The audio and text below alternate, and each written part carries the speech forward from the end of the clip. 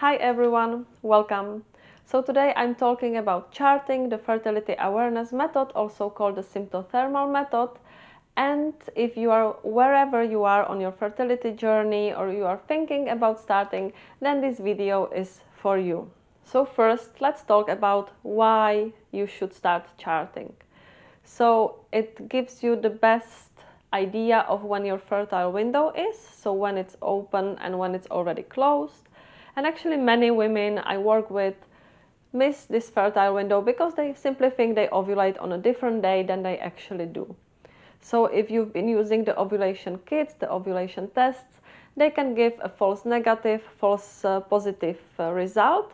I talk more about that on Instagram, and the tests cannot confirm ovulation. They are only telling you that your body is about to ovulate, but you don't know whether ovulation really happened.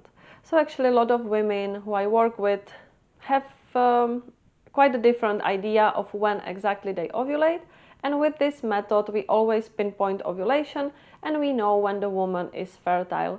Remember that your fertile window is open for about 5 to 7 days, so for about a week. It's not only during ovulation or the day before ovulation. So with this method, we can navigate it pretty well, and I use it with all my clients. Like without this tool, we don't go any further. It also helps you spot hormonal imbalances, so whether there is too much estrogen or maybe too low progesterone. Also, if you want to have your progesterone tested, it is the best to know when ovulation happens so you can test very efficiently. We want progesterone levels to be tested a week after ovulation, and if you are unsure when ovulation occurs, then also we cannot have these tests done very well. Sometimes the doctors still think that every woman has a 28-day long cycle and they think every woman ovulates on day 14, and then they will tell you we will test progesterone on day 21st, which is 7 days after day 14 of your cycle. But for many women this is not accurate, and actually there has been a huge study done on women and they found out that only 13% of women ovulate on day 14. Which is quite a small number, right, to base the whole women population on that. So it can help you also spot hormonal imbalances. It will give you a clear overview in which phase of your cycle you are in, so whether it is follicular phase, so you are still heading towards ovulation, whether you ovulate, or whether you are in your luteal phase already after ovulation. So it will bring more awareness to your cycle, more awareness to your body, and you will be more in tune with your cycle. It will also help you navigate your journey better, and you will be able to advocate for yourself much better. When you will be talking to your OB-GYN or at the fertility clinic already, you will be having conversations. You will know for sure that you ovulated, whether your cycles are ovulatory, when you ovulate, how long your luteal phase is. And from that confidence, you can have serious talks with your doctors and just really make the decisions that are suitable for you. You will also do the testing right, like we mentioned, for example, progesterone. So it's really important to know not only the length of the cycle, but to track all the signs and symptoms. And how to do it. So not much is needed. You simply need a pen, a chart. You can get such chart on my website. I will put the link down below in the description box. And a thermometer. So the best is the basal body thermometer. You can find it like that under that name. And why is it the best? Is because it has 2 decimal points after the comma. So it is more accurate and it's more precise, and the charts get better readings. So probably a pen you have at home, a chart, you can download it on my website. So the only thing you will need to get is the basal body thermometer. And how to start? So simply start by taking your basal body temperature every morning around the same time, but it doesn't have to be exactly at the same time. So just when you wake up and you know already you will be getting up, just place it into your mouth or into your vagina, depending where you decide to measure, and hold the thermometer in place for about 2 to 3 minutes. So this is really important because we want the reading to be correct and the chart not to be too messy. So holding the thermometer in place for that long is really important. Some thermometers work in a way that they start measuring and then they beep, but they don't switch off, so they just keep going. So then you can just keep it in place and you will see that after this beep, it still measures, so there will be still some points coming up.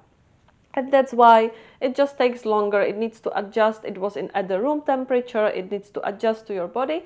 So it always is better to wait for these 2 to 3 minutes, not only to this beep. If you have a thermometer that will just turn off after the beep, after being done, then first put it in place, leave it there for 2 to 3 minutes, and then turn it on, and then wait until the beep. So still kind of the same process, just done a little bit differently. So you should be doing it around the same time each morning, but half an hour or so is not really important. You should hold it in place and also make sure that the battery has been changed. So even if you buy a new one, you just got it delivered to your home, change the battery immediately, because you never know where it was lying, maybe for how long it was at the warehouse, or who knows. So just make sure that you change the battery when it arrives, and then change the battery every year. And then almost every thermometer now remembers the temperature, so you don't have to do anything. You just get on with your morning routine, head to work, whatever you have planned for that day. And then when you come home in the evening, you have a little bit of time, you can sit down and just mark the temperature down into the chart. So you can also download an app and put the temperatures in there. Well, I'm a little bit old-fashioned in that aspect, and I really like the paper better. It just gives me a really nice overview. I can see it all on paper, and when I want to have a look at some previous cycle for reference, then it's just very easy. I have them all together in a file, and I can compare one next to each other. But if you are more digital person, you can also download an app. So you just sit, you mark the temperature, and then there is the other symptom that you should be checking, and it's you can choose whether you want to be checking the quality and quantity of your cervical mucus or the position and softness of your cervix. So if you choose the cervical mucus, then you are just every time when you are at the bathroom, you see what is on your underwear and what is the quality of the cervical mucus, and also how you are feeling down there. So whether you are feeling wet or dry, whether what you are seeing in your underwear is kind of creamy, or it's transparent, it's stretchy. So throughout the day you are just noticing, so it doesn't take any extra time. You would go to the toilet anyway. And then also at the end of the day, you just mark it in the chart what was the quality of the mucus that day.